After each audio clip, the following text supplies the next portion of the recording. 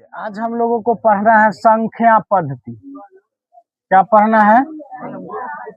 संख्या पद्धति। तो संख्या पद्धति पढ़ने से पहले हम लोगों को उन संख्याओं की जानकारी होनी चाहिए। अगर संख्या की जानकारी नहीं होगा तो ये बताइए हमको संख्या पद्धति समझ में आएगा? बिल्कुल नहीं। तो उसके बारे में हमको संख्या की जानकारी होनी चाहिए। चलिए हम लोग सबसे पहले प्राकृत संख्या की बात करते हैं। ये बताइए प्राकृत संख्या कहते किसे हैं? तो यहाँ देखिए गिनती की संख्या को प्राकृत संख्या कहते हैं। किसको कहते हैं?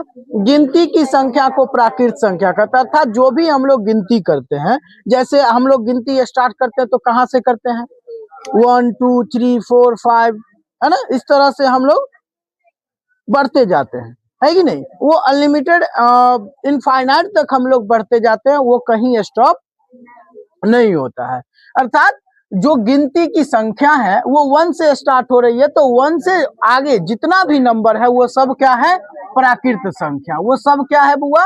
प्राकृत संख्या है। चाहे 1 हो, 2 हो, 3 हो, 5 हो, 6 हो, 9 हो, 11 हो, 100 हो, 200, 500, 1000, 10,000, कुछ भी हो, ये सारा क्या होगा? हमारा प्राकृत संख्या होगा। क्या होगा? प्राकृत संख्या। नेक्स्ट हम कहते हैं पूर्ण संख्या। नेक्स्ट क्या है? पूर्ण संख्या। एक संख्या पूर्ण कब होती है? जब उनमें शून्य लगा दिया जाता है। क्या लगा दिया जाता है? शून्य लगा दिया जाता है। यानी शून्य सहित गिनती की संख्या को जब गिनती की संख्या में शून्य जोड़ दिया जाए, है ना, तो जैसे ही उससे पहले शून्य लगा दिया जाएगा तो वो एक क्या हो जाएगा? पूर्ण संख्या हो जाएगा। क्या हो जाएगा? पूर्ण संख्या हो जाएगा। समझ में? जैसे देखिए 0, उसके बाद 1 2 3 4 5, तो ये पूर्ण संख्या है। क्या है? पूर्ण संख्या। अच्छा एक बात बताइए, आपसे एक क्वेश्चन पूछ रहे हैं कि क्या 0 एक प्राकृत संख्या है? नहीं, 0 एक प्राकृत संख्या नहीं है। क्यों नहीं है?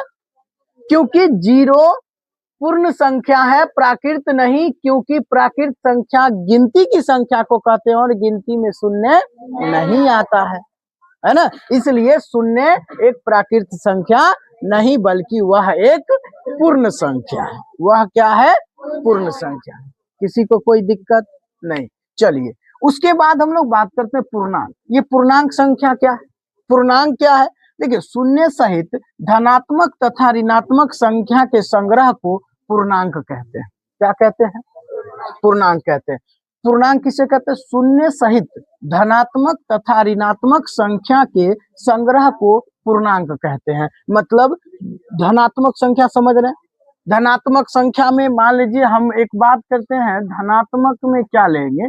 धनात्मक लेंगे तो कोई भी संख्या जिसमें प्लस साइन लगा हो, जिसमें प्लस चिन्ह हो, जोड़ का चिन्ह आगे में रहे, जैसे +2 हो गया, +5 हो गया, +6 हो गया। अब कभी कभी आपको 3 4 9 दे दिया जाए, कहिएगा सर यहाँ पर प्लस नहीं है। तो एक चीज याद रखिएगा, कोई भी डिजिट अगर उससे पहले कोई साइन नहीं है तो प्लस हाइड होता है। मतलब जोड़ जो होता है वो छिपा हुआ होता है। इसका मतलब हमको समझा जाता है कि ये प्लस में है, अर्थात ये धनात्मक हो गया। क्या हो गया? ऋणात्मक संख्या क्या होते हैं? ध्यान से समझिएगा बाबू। ऋणात्मक संख्या क्या है? तो वे संख्या जिनके पीछे ऋण चिन्ह लगा हो, अर्थात माइनस का चिन्ह लगा हो। किसका चिन्ह लगा हो? -2, -4, -6, ये सब क्या है? ऋणात्मक संख्या है। क्या है भैया?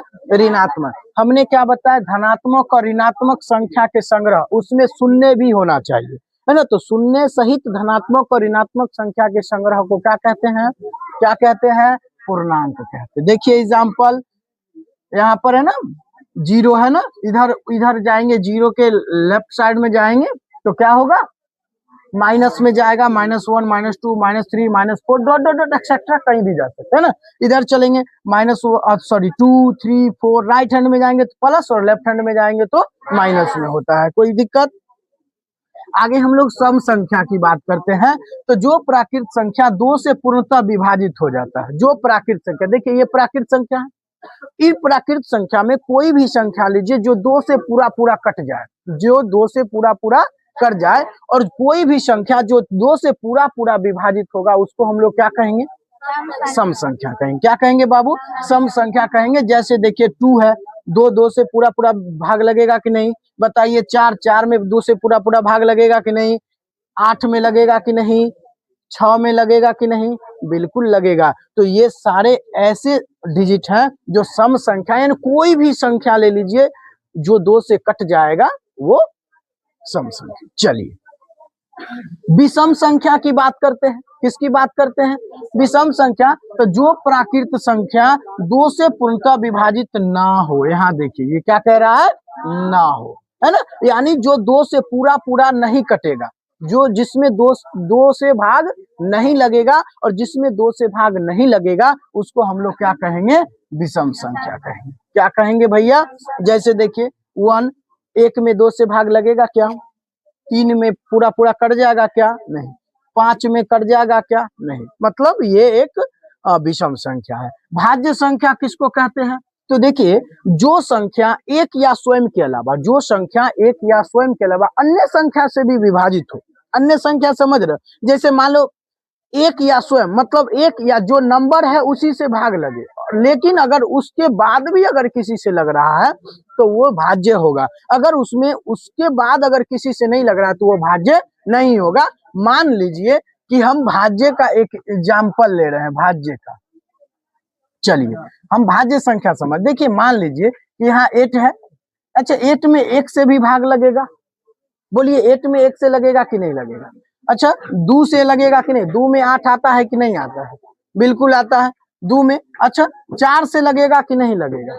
बोलिए 8 से लगेगा कि नहीं लगेगा? तो देखिए एक और खुद से तो लगा ही, साथ साथ दूसरा नंबर से भी भाग लगा। अब बताइए जब ऐसा होगा, जब ऐसा होगा, ठीक है, जब ऐसा होगा तो ये क्या होगा? भाज्य होगा। यानी कह रहा है कि जो संख्या एक या स्वयं के अलावा अन्य संख्या से विभाजित हो उसे क्या कहते हैं? भाज्य संख्या कहते हैं। जैसे देखिए 4, 6, 8, 9, 10 इत्यादि, है ना। इसमें ये नहीं देखिएगा सर ये सम है तो ये भाज्य होगा, विषम है तो भाज्य नहीं होगा, नहीं। इसमें सम विषम से कोई मतलब नहीं। इसमें यह देखा जाएगा कि जिसका एक से ज्यादा गुणनखंड है वो क्या होगा? भाज्य होगा। और जिसका केवल 2 ही गुणनखंड है, मतलब एक से ज्यादा नहीं, 2 से ज्यादा होना चाहिए, जिसमें 2 से ज्यादा हो वो भाज्य, और जिसमें 2 गुणनखंड हो, केवल 2, वो अभाज्य होता है, जो कि हम आगे के क्लास में पढ़ेंगे। कोई दिक्कत किसी को नहीं। चलिए यहाँ तक आप नोट कीजिए।